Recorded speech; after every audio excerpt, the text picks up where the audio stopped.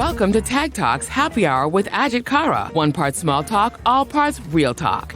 This is the part of the day when Ajit gets to know the people behind the job titles at Tag.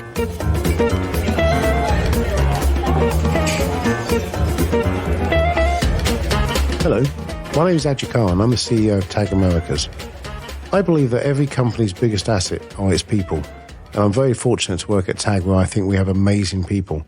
So I decided to do a podcast to really understand what makes them tick and who are the people behind the curtain, so to speak. As always, this podcast is produced by Kaylee Stansfield. Hey, Kaylee, how are you? I'm well, Ajit. Oops, sorry. I'm well, Ajit. You know, a producer should know to turn on their microphone. There you go. I never said that you were a good producer. No, you didn't, and probably just as well. You're an excellent producer. You really are. You make these podcasts look fabulous, by the way. You really do. Well, look, listen, whichever way it works. Yeah, we might edit that bit out. Exactly. Maybe.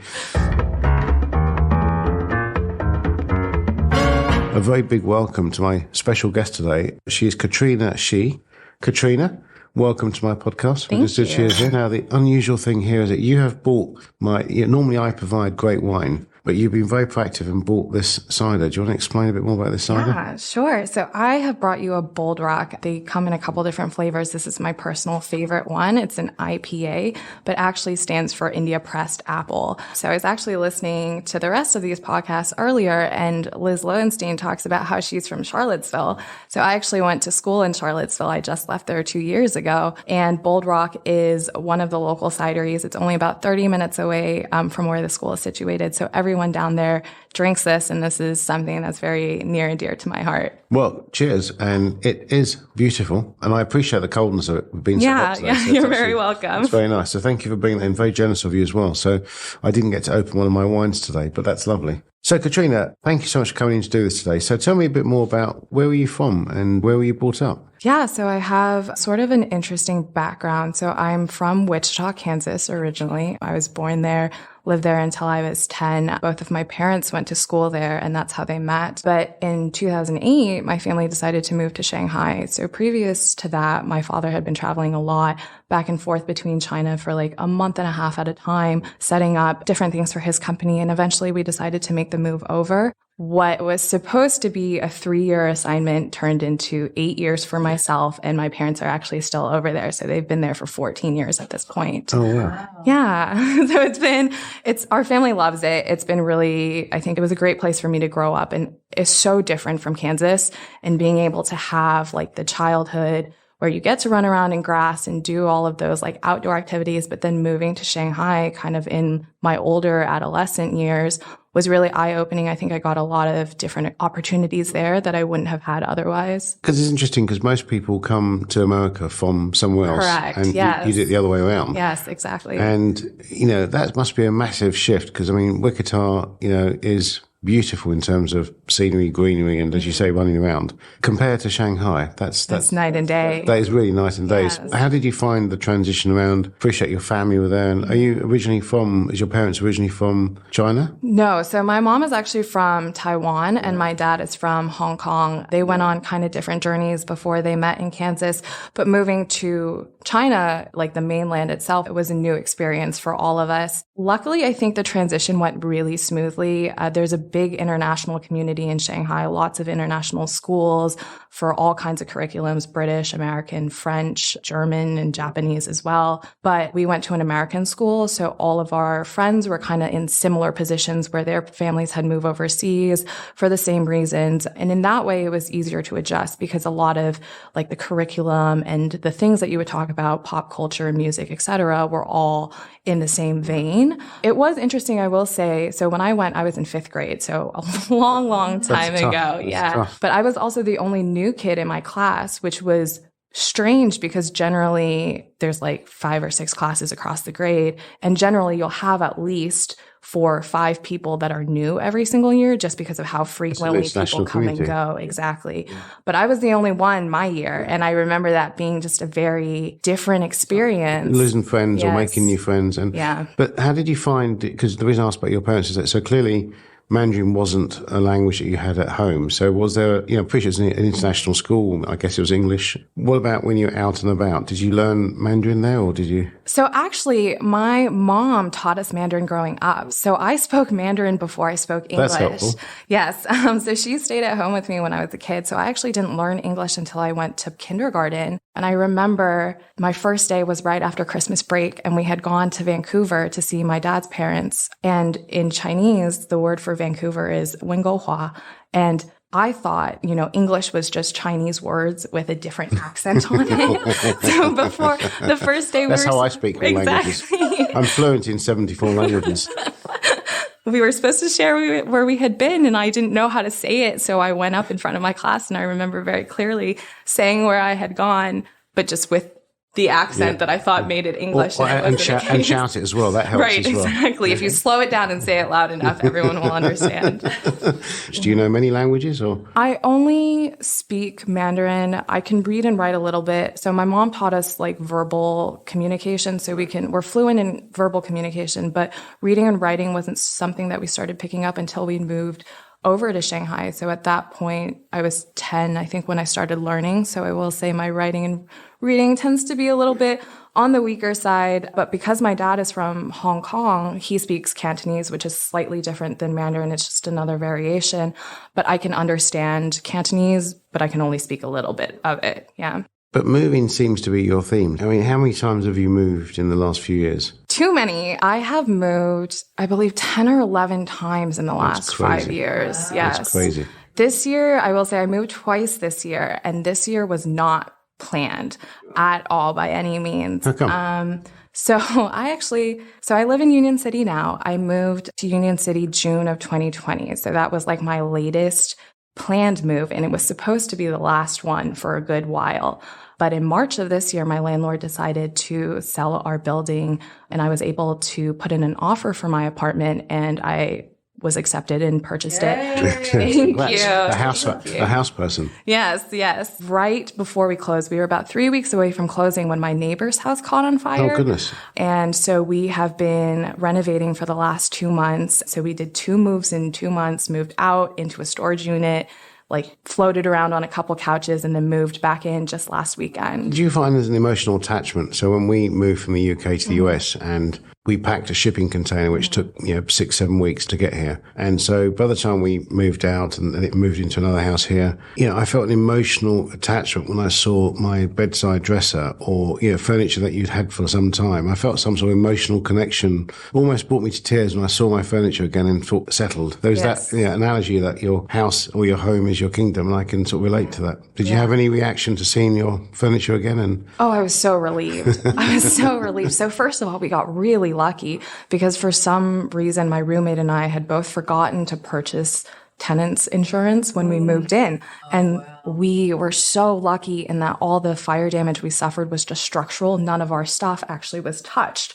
But had it been, it would have been way worse. But yes, seeing everything finally back in place was just such a huge sigh of relief. It feels like we'd been on a nonstop roller coaster since March. So finally getting it all closed up, like 4th of July weekend, was so nice. Yeah, so congrats. And then, so in terms of traveling, what was something from your childhood, what was very memorable then? How did you, something that you felt was quite connected? So I guess just to dial it back real quick. So after I left Shanghai, I moved to Virginia for 4 years where I did my education.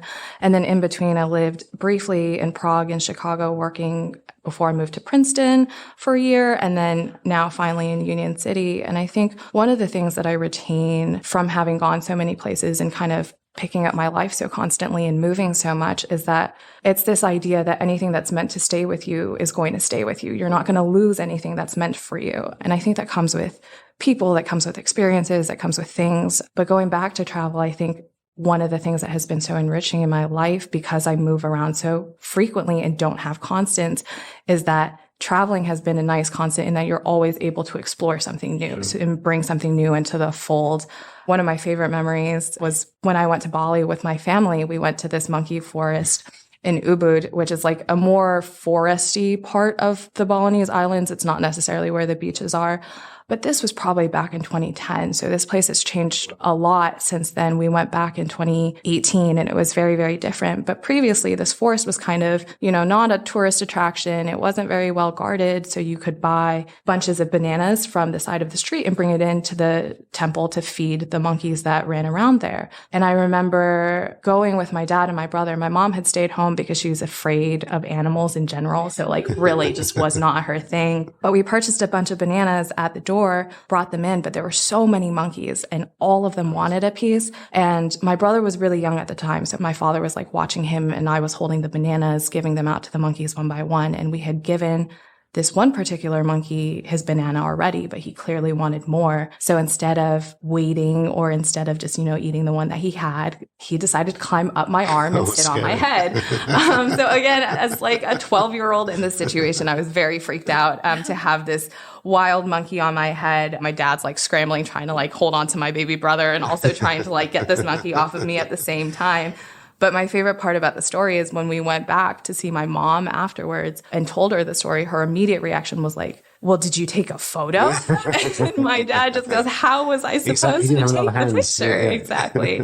But I will say, if there's one travel moment that I wish I had on camera, it would definitely be that one. And linking to camera, because I understand that's one of your passions. Mm-hmm. Was that the start of your passion for getting a camera because you missed a camera moment? Talk to me about your very impressive camera. Yeah, actually, so I didn't start with photography probably until I was 18. That's college or? My senior year of high school, actually. Oh, okay. I did yearbook all throughout high school and was very interested in the graphic part of it, but had never looked into photography. And then once I kind of got my first camera, I believe it was a birthday present that year, it opened me up to kind of a whole new world. But the special camera you're talking about is actually really close to my heart. So it's a Flexaret, which is, I should have brought it today, but I didn't. You could take it a picture. Yeah, exactly. So it's a film camera. It's a Czechoslovakian film camera. These were created between, I believe, the 1930s and the 1970s. And they're lots of spy movies, aren't they? Yes, they are. They're like a dual lens camera. It's a box. So when you open it, the lens comes up on the top and you stare into the box and use the dual lens to shoot that way. So you're not actually holding anything up to your face. But generally when people see you use them, they kind of question what you're doing because it doesn't look like the standard camera. You're kind of just looking straight down. It's just like a spy thing. You're busy. Yes. But I love this camera because, as I mentioned earlier, I did live in Prague for a little bit. And while I was there, this camera was very much touted as a national treasure, something that the Czechs were very, very proud of. There's only a few things that they make, shoes, cameras, so the few things that they do make, they are very proud of. But one of the things that I love about this camera is the lens quality because it's made by an optical lens company. The lenses on this camera are much clearer than what you would get in sort of a different box type camera from the same time period. But I think I don't shoot with it very often just because the film is hard for me to develop. I've been dabbling in developing my own, and it's not as simple as when you take it to get done somewhere else, but... Well, passion. It's very interesting. There's something incredibly romantic about that kind of technology because we take for granted our phones today. Mm-hmm. The quality of the pictures and the videos is astonishing. It's astonishing. It wasn't like that it hasn't been like that for that long a period. So it's lovely to see, actually. You should bring it in. I'd love to see some pictures from that. I definitely will. And then back to some of the other interests then. You have a lot of interest. And for someone so young, you actually like football as well. The British version of football. I do. Yes, very much. Not soccer for everyone else's. Correct. Where did that come from? I'm a huge Arsenal fan. Are you? Yes. So who's your club? Well, I didn't really have one when I was in the UK, but I guess it would probably have to be Chelsea because their training ground was where we used to live in Cobham in Surrey. So their training ground was around the corner. So I feel obliged to support the team that I was local to. That's fair. But, I'm not saying Yeah, Chelsea's a tough sell for me.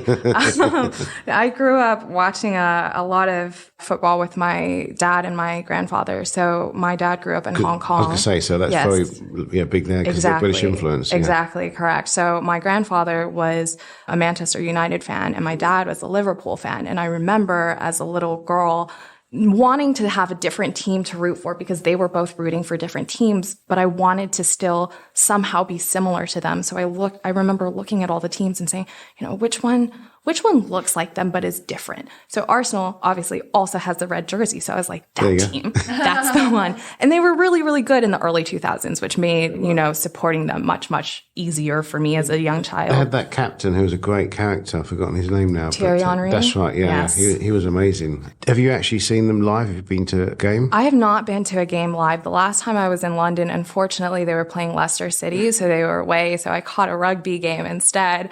But a huge dream of mine to go see them for sure. Well, they used to tour, didn't they? They used to come. They do. They still do, actually. But I think for myself, if I was going to go see them, I'd rather see them in the UK as opposed to here. Because generally, when they come here, I feel that they don't always bring all of their first team players, especially those that are away on international duty. So it's not as exciting as seeing, I think, the whole team in their stadium. League stuff. Yeah, exactly. Yeah. They put their heart where the money is. The league stuff. It gets very, very serious.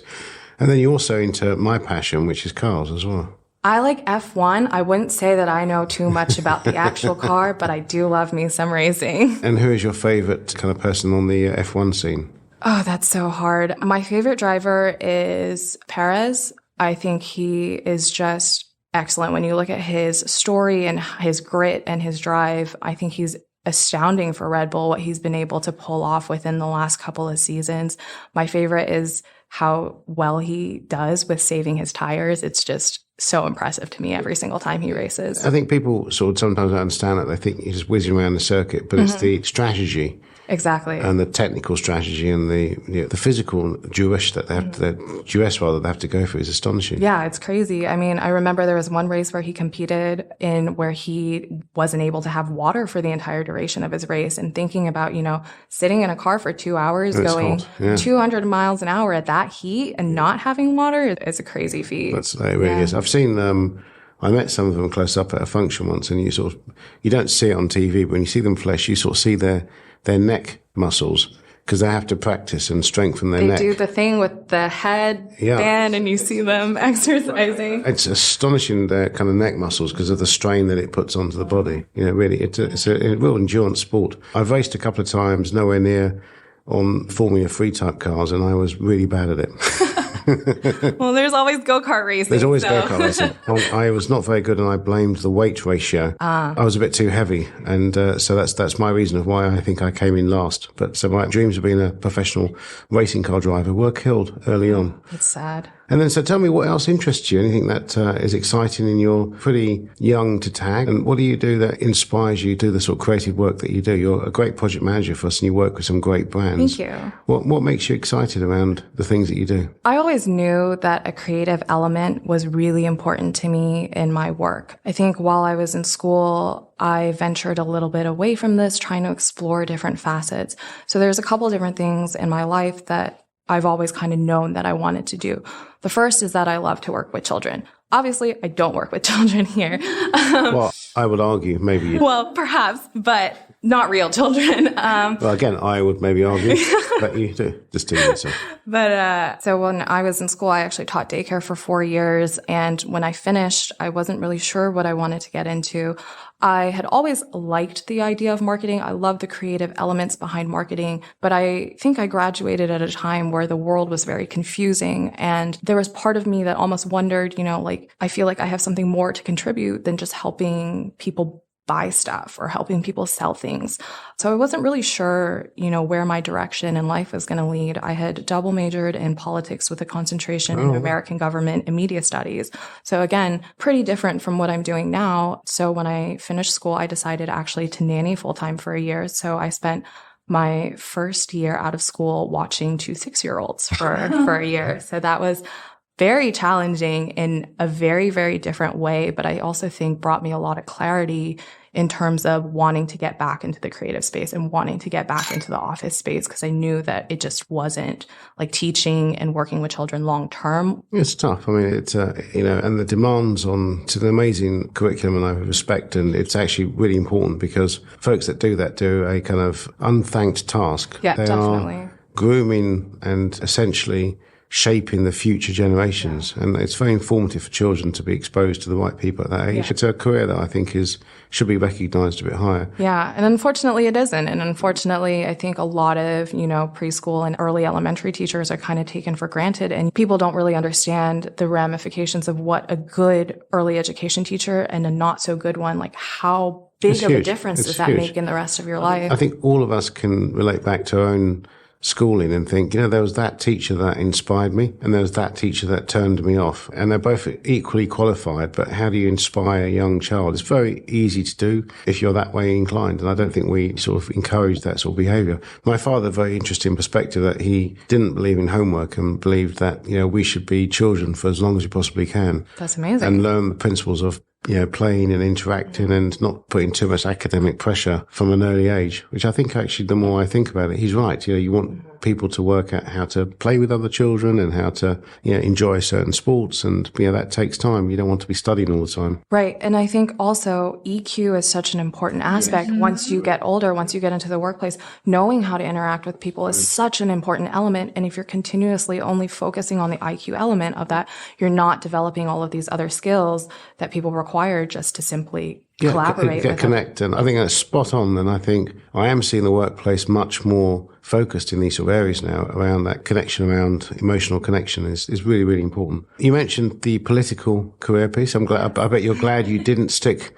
going down that particular path. Well, when I decided to major in American government, I always knew that I was never set out for a career in politics. That was never my intent, but I loved it as a supportive backbone for everything else that I did, because politics informs absolutely everything that we do. And without a good understanding of it, I didn't feel comfortable. Well, let's put it this way. Having that backbone makes me feel more comfortable with everything else, because now I understand how things ebb and flow together. With my conjunction of politics and media studies, I primarily looked at the convergence of those 2 points. So specifically news media and how government essentially talks to the common people and how that relationship changes based off of the way that media delivers information. That really is a long off the podcast air beer conversation around how media does influence a huge amount of what we have as a running government or a local state. And I think it's probably not a healthy balance right now that, really good functioning government to help, and the media need to be supportive of that. At the moment, it feels people only fixate on the angry stuff and the things that go badly. And there's a lot of good things that go on, and we should encourage that and do more of it. And we need great people in local and federal government. Yeah, I agree. And actually, I will say, so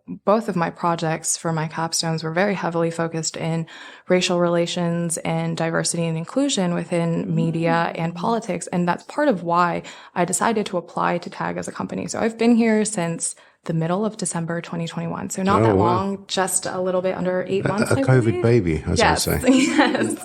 But part of the reason why I was so drawn to this company was because of the intense focus that you have brought to diversity inclusion and focusing on the people that work here.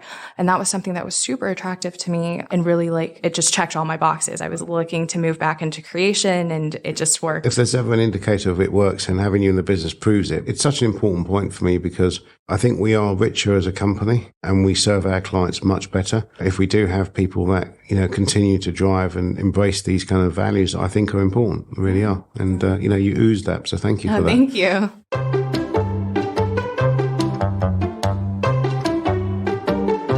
Ask Ajit anything. From my perspective, this is an opportunity for you to ask me any questions that you may have. Oh, yes. I have 2 of them. Oh, my goodness. So a double one. Yes. So one, I love to read. In my free time, I volunteer at a community bookstore in Hoboken, and just reading is a huge passion of mine. I think you learn so much through it. So if there's one book that you would recommend to everyone to read, what would it be and why? That's a very interesting, it's a tough one. It assumes I read. It does. Which thankfully I do. I love books. I'm going to go with a 2 response, actually. And they're both, I tend to read silly books now. Most of the books I read now are about assassins and serial killers and murder mystery and, completely stupid books that don't help me. But when I was younger, I think there's 2 books that really inspired me to continue reading. And in many ways, I think they're better, probably going to get told off this, probably better than their films, because they're both films.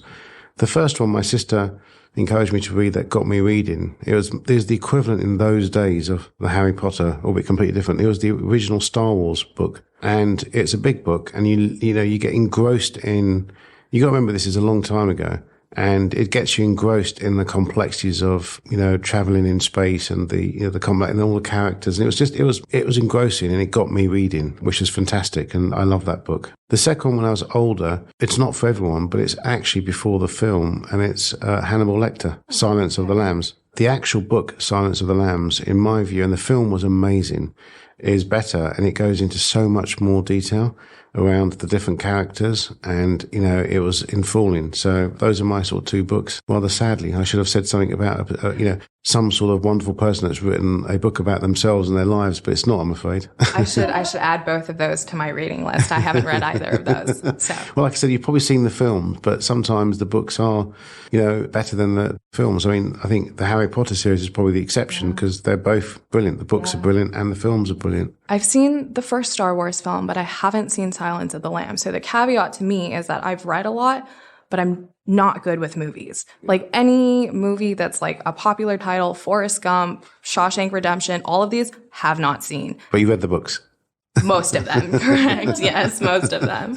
I think that's probably better, because like I said, 9 times out of 10, the books are better, because I think you're imagining the characters, you're imagining the scene. And that's what I love about reading, is that you kind of get engrossed in the books. I think when I got my Kindle, my wife was very happy, because when we used to go on a holiday, I'd take several books, exactly, and they're quite heavy. So the Kindle has saved my kind of luggage space. Unfortunately, I have not. I tried the Kindle and it wasn't for me, so I'm back to the 3-4 books in the suitcase. There is something special about. There are. You can't replace page turning and the smell of the book and the way it feels in your hand. It's just not the same. I made an awful mistake that when we were back to shipping from the UK, I kept every book I read, and we were shipping everything to the US, and I then chose to ship all the books, and to save space, I then put all the children's toys and I gave them to a local school. So my children now say, but we want to see our old toys again. And the books, when I got here, I thought, this is silly. And then I gave them to a local,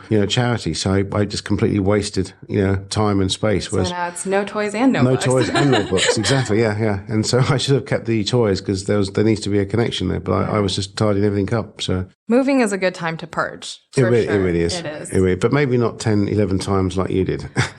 Yeah. I'm done for a while, for sure. I would like to not move again for at least 5-6 years. Unless your house, tapped out. And your house is all done. Exactly. So no need to even think about it. And your second question? Yes, my second question is, what is your favorite way to spend a day off? That's interesting. It will probably combine some of the things I've spoken about before and a bit today. I like to read. So when I don't have the pressures of, thinking about work, and it's a proper day off and somewhere just reading a book, that's like imitating when you're going away on holiday. So I like to spend a few hours reading a book. And then I think potting around in my vegetable patch, especially like this time of the year when things seem to grow overnight. And it's actually very childish, but very rewarding when you go and see something that's growing. And there's something very special about it, when you see a tomato developing, or you see the cucumber growing each day, or the peppers.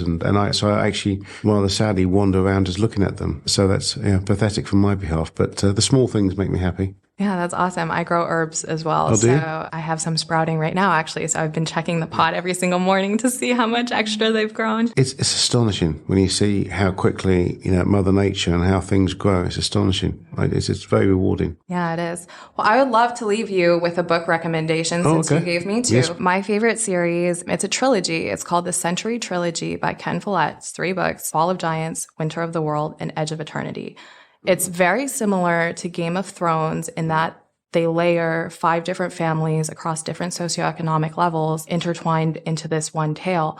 But each of the books covers a different time period. First book is World War I, the second is World War II, and then the third follows the Cold War, fall of the Berlin Wall, etc., into the 1960s. And very clever. Yes. It's like Blackadder, the different kind of, yes. periods. But it follows the same 5 families, 3 generations of the same family as they go through these different historical time periods. So all of the settings are accurate, but the stories are fictional. Interesting. But absolutely insane read. I love it so much. Thank you for that. I want to thank you for the cider, which has been delicious. I hope the people listening haven't heard me slurping it down, but it's been going down very well. I want to thank you for your book suggestions, but more importantly, I want to thank you. When I spend time with people like yourself, who are the newer folks joining the business, clearly younger folks that are growing within the organisation, you bring such a level of vibrancy, new thinking, creativity, and passion. And I love the focus that you have, and I know that you support our company on the DE&I activities.